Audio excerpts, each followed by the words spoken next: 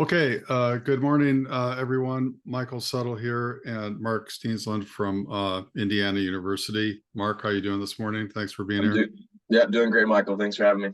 So what we're going to do today is the second part of the five-phase sales process, Tartini strategic selling. And the first part is engagement. Phase two is discovery.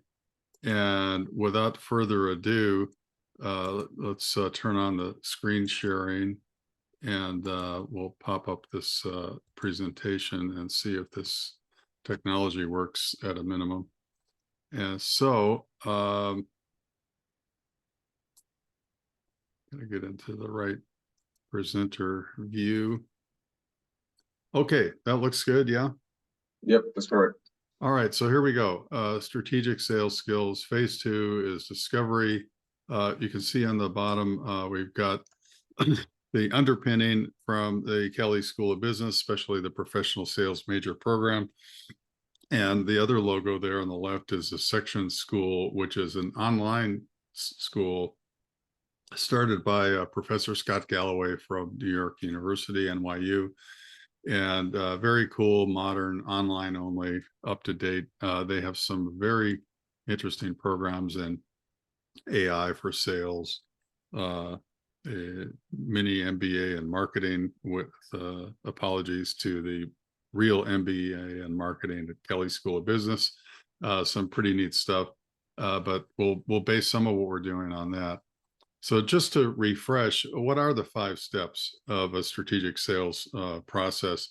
And you can see them right here. It's number one, engage the prospect. Number two, discovery. Number three, price proposal or something of that nature. Number four, a demo or something of that nature. We've been doing these series for client Bridgetronic in Orange County, very cool company, small and fast growing company in the broker business that is buying and selling manufacturing equipment for the semiconductor industry.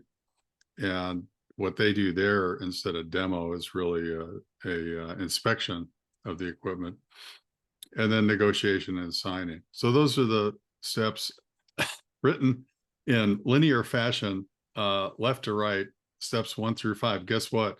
Customers, prospects, they refuse to follow the process. They don't know the process, so it makes it hard for them to follow. If we were to tell them what the process is, they'll probably be offended because they have their own buying process. We could cover that a different day. The point is, although we think about this in a linear fashion and we learn about it in a linear way, it's not linear. And let's never forget that it's nonlinear as we go through it. So if you look at what are the skills involved, this is where it also becomes interesting because you can see what they are: relevance and resonance for engaging. What we did in phase one. Discovery today is really all about curiosity and connection. Price proposal is having credibility and confidence in the value of what we're offering to when we start talking about prices. Objection handling is the key thing in demonstrations and validation events. And then, of course, NSD level negotiation. That's what we call never split the difference. Great negotiation put by Chris Voss, who's a former FBI hostage negotiator. And the one key thing to remember is you have to remember where you're at in the discussion with a customer and what is it that they need from us. And I would suggest that at the beginning, they don't need Chris Voss kind of approach when we're trying to get engaged in relevance and resonance. It's actually detrimental to relevance and especially resonance if we turn on, Chris Voss 2.0. They're just not ready for that. By the same token, if we continue to do relevance and resonance and all that empathy that's needed, in step 5, when we're trying to get something signed, negotiated, signed, and closed, we'll come up with a situation where it'll never close because we're so busy continuing to try to resonate that we won't ask the difficult and important questions. Mark, does that make sense? Yeah, I guess so. One quick question. So you kind of touched on it. So would you say engaging the prospects, like that stage is kind of always there throughout the sales process, like you mentioned, like you want to continue to resonate with the customer, with the buyer all the way through? Yes, you do. Okay. It's not something to be taken for granted, right? Right. Yeah, good point. So then there's the actions we looked at in the overview of the key actions in these areas. Today's discovery. So key actions really are all about asking high yield questions, guiding the dialogue towards our strengths, as opposed to jamming our needs and wants as a provider sort of down their throat. Nobody likes that. So we're guiding, we're not jamming. And then earning the next step to further discussion. So how do we go about doing this? Here's how. There's really a couple of points. Fundamentals we'll go over. There's videos available. And when you get the PDF version of this document, you'll be able to click on these links and watch these videos. And then there's a couple of books that we recommend, in particular, Heavy Hitter Selling by Steve Martin, not that Steve Martin.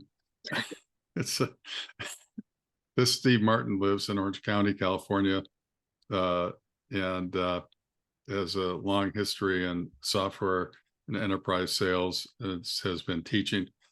I guess he couldn't. Oh, Steve's going to hate this. I guess he couldn't get into the Indiana University Kelley School of Business, so he teaches at USC in Southern California. No, with a nod to USC. They're one of the handful of schools that teaches professional sales like IU does. And then there's the book Selling the Cloud by two other colleagues of mine, Paul Melchiori and Marc Petruzzi. Really good book. There's a set of podcasts that dive into some interesting things as well. So let's charge into fundamentals. And the first thing is high yield questions. And what we might wonder, what is a high yield question? And here's a couple of things it's not. It's not a question that can be answered with a yes or a no answer. That's not much of a yield if you're looking for information. Another thing that a high yield question is not is it's not something that generates a large volume of information back. We're not going for a large volume. We're going for quality. So what we try to do is structure these things so that we can get information and get them to share without feeling like we're being invasive or grilling the poor folks. We're asking questions that allow them to share with us what their business challenges are.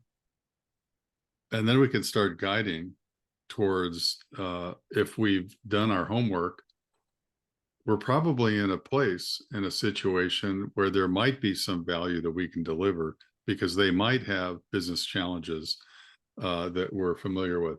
Another, kind of mismatch on a high yield question is we might be learning about business challenges that they have, like their tires are going flat in their fleet of cars. Well, we don't sell tires. We don't have pumps. This might be something that we're finding out what the challenge is, but it's not something we can deal with. So that's kind of a misfit. That makes sense? Yes. So let's talk about authentic interest for a minute. Mark and I are coming to you today from Southern California, which makes us probably think of Hollywood to some degree. As somebody once said, in Hollywood, the secret to success in Hollywood is authenticity. If you can fake that, you got it made.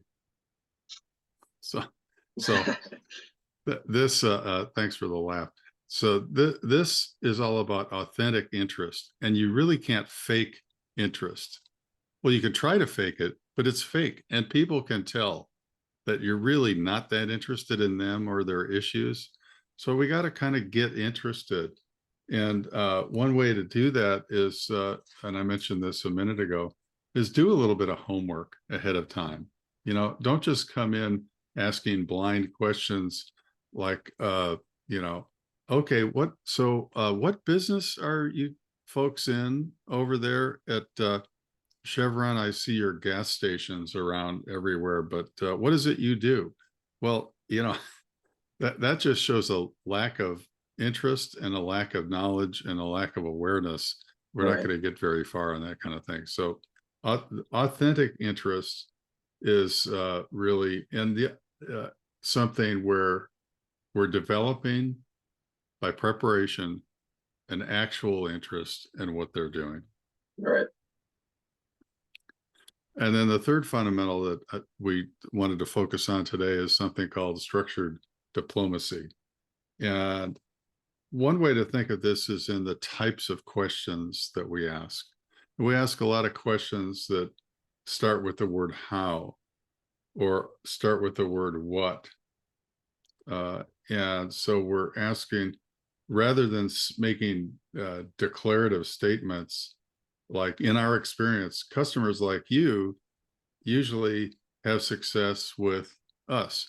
Well, you know what? That might be true, but it's a bit declarative and assumptive, and we don't want to be making assumptions. We want to be asking more questions like, so what might you hope to achieve from whoever you select as a business partner to achieve, resolution of the challenges that you've uncovered? And that's a much better sort of structured question. And it's an art of diplomacy. Jean Kirkpatrick, I think, was the one who was Ronald Reagan's secretary to the United Nations. And what she said, the definition of diplomacy is allowing the other side to have your way. This is structured diplomacy. Any questions before I start diving into a couple of case studies? No questions yet. Okay. So let's talk about case study number one for today is a company called Jack Henry, which I bet most people haven't heard of, because I don't really want to say it's in the middle of nowhere, Mark, but you can see the middle of nowhere from their backyard. It's out in the middle of Missouri. To get there from anywhere, you have to fly to St. Louis or Kansas City and then drive 2.5 hours across the state to get to the middle of the state. What they do there is they provide IT and data services to the financial industry, financial services industry. And so I think that's probably why I'm guessing that they're way out in the middle of nowhere, is to create some buffer and security, and it's highly data driven. They really have a lot of protection. It's a beautiful campus. And why am I harping on the point of it's in the middle of nowhere? Is what we did at the very beginning of the sales cycle, when we had no requests of them, we had nothing we were asking for. We're just trying to learn. We put me as the executive sponsor, as VP of sales, and the rest of the sales team on a plane and flew out there and then drove in a car just to show that authentic interest again. Right. And to make the connection, the emotional connection with the people before we had to ask them for anything difficult like $2.5 million. Yeah, the only one thing that we asked for while on that trip was, who's the executive sponsor? And that person was there in the room. And then I asked him, well, I got out my phone and I said, is it okay with you if I text you my cell phone number in case you need anything from us? I pointed at my team. I said, I put the A team on this account because you guys deserve our best. You probably won't need me because you have them. But if you do, I want you to have my number.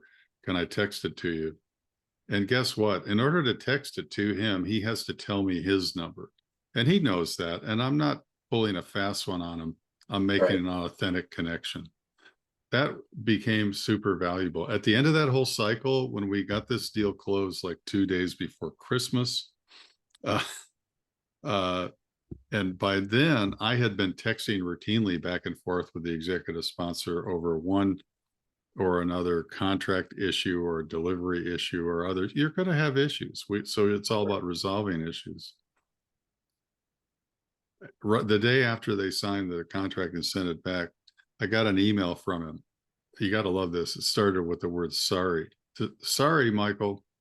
I left my cell phone at home in the charger today. So if you need me for anything, you'll have to email me and I'll call you back from the landline. How great is that? He's apologizing for not being accessible by cell. Right. If you don't do the foundation for that, people will be aggravated at you for bugging them on their cell phone. But if you do Definitely. the foundation, then it all works. Does that make sense? Yeah, I think it's a great point. Kind of, I've heard a lot of statements in the past saying, people buy from people they like and people they trust. I think that's a great example of that because you establish that trust heading out there, being in the constant communication. So I think that, little stuff like that, regardless of whatever's in the deal, goes a really long way.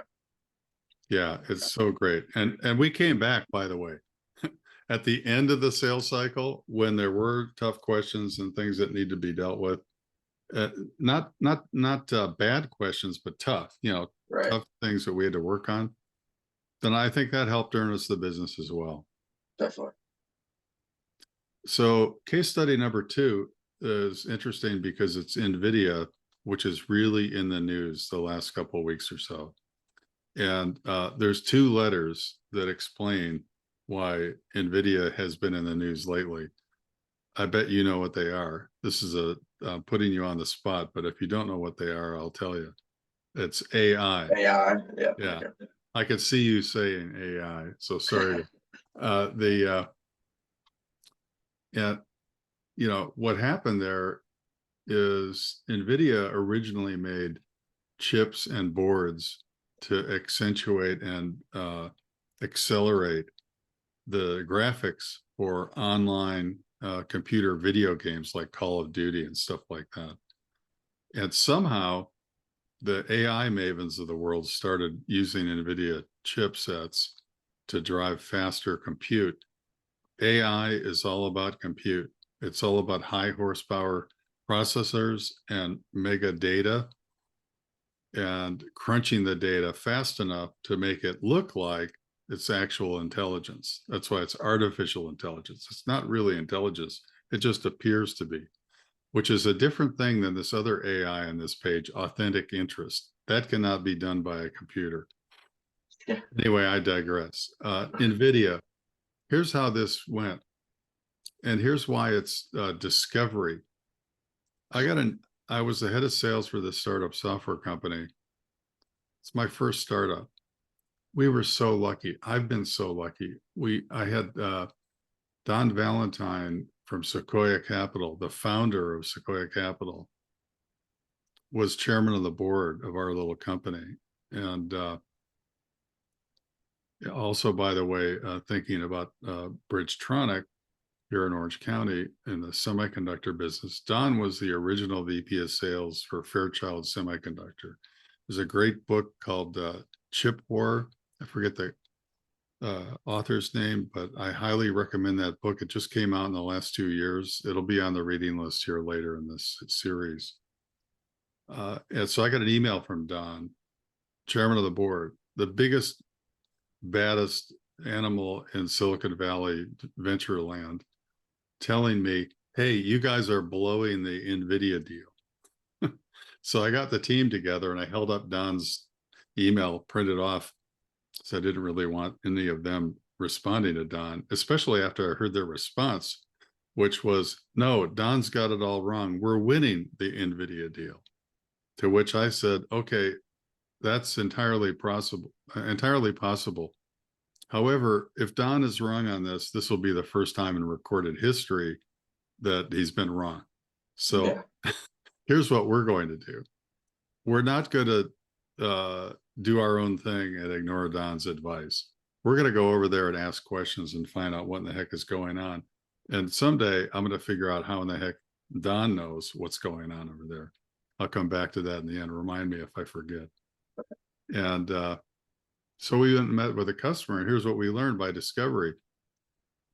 We had a product, really great product, that did about 12 things, and they didn't need all 12 of them. They needed about a small handful, subset of the 12. However, we were selling them all 12. They're all 12 valuable. They could use all 12 of them. It might be said more accurately that they actually needed all 12, but they only wanted a small handful. Yeah. A lot of times I define the definition of sales is about converting need to demand, or converting need to want. So they didn't want all 12. And therefore our price was too high because we wanted to get paid, rightfully so, for all these good things. But we listened for a while and then took a break and went into a breakout room, just our team. And then we came back and said, okay, we hear you. That always works miracles, especially if you actually do hear them. Again, authentic interest, right? How about this? How about if we only license you the small handful of things that you want now? We'll put something in the contract that allows you to buy the rest of the stuff at a set price, so there's no mystery there. And we think you're going to need it eventually, but we don't want to try to force you to buy it now. We'd like to earn the right to get this business as we prove ourselves with this first small handful, okay? And, oh, okay, well, that made sense to them. And is it too late? Have you already picked our competitor? No, it's not too late. Okay, so we did all that. And so effectively, it's like slashing the price, but you're not actually slashing it. We're actually raising it. What do you mean by that? Here's what I mean. The small handful, I'll make up some numbers. They cost $500K, and the rest of the stuff that they didn't have cost $1 million as an option they could do at some other time. What we had been trying to sell them was $800K upfront for the whole ball of wax. So do the math. We'll get 1.5 over time instead of 800 upfront by them buying it in two chunks. And so it's not a discount. It's not slashing your price. It's actually raising the price, but we're winning because we have the low price alternative. Right. Any questions on this? What do you think? No, that's cool. I've never really thought about doing business in a way like that. And then originally, when you did mention that, I did kind of think to myself, isn't that what you talked about earlier about not splitting the difference? But then when you elaborate, you kind of talk about how, you saw that opportunity to make more in the future. And then also you're selling those subsets at a higher price than originally had. And then also on top of that, looking at it also is a good job on your part by letting them know, like, hey, we hear you, we know you just want this. And so then I'm sure they appreciated that aspect as well. Yes, thanks. Yeah, that's good feedback. Yeah, it's not splitting the difference. Thanks for making that observation. I'm going to have to make up a new slogan for this. Maybe it'll be differing the split, because we split it in two halves and we made it bigger. So let's wrap up with a kind of a tip of the hat to the videos here. As I say, when you get you can see the popping up right there. When you get the print out the PDF of this, you'll be able to click on these. I think they're all pretty good on how to do a discovery call. I think you'll find them valuable. And then these books, Heavy Hitter Selling. I've loaned my autographed copy from Steve Martin out. And so I want to make sure I get that back, but you can get that on Amazon and as well as on the cloud by Petruzzi and Melchiori. Awesome. And so it's all about discovery for today. Thanks for being here. There will be another session coming. And meanwhile, happy selling and have a good day. Awesome. Thanks for having me. Appreciate it. Thanks. I'm just going to turn this off on sharing and